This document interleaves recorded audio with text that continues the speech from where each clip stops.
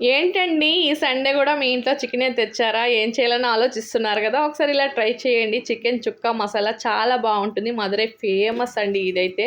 చికెన్‌ని మంచిగా కడుక్కునేసారా, దాంట్లోకి కొంచెం పసుపు, కారము, ఉప్పు, ధనియాల పౌడరు, పెరుగు, అల్లం వెల్లుల్లి పేస్ట్ వేసేసి మంచిగా ముక్కకి బాగా పడేలాగా కలిపేయండి.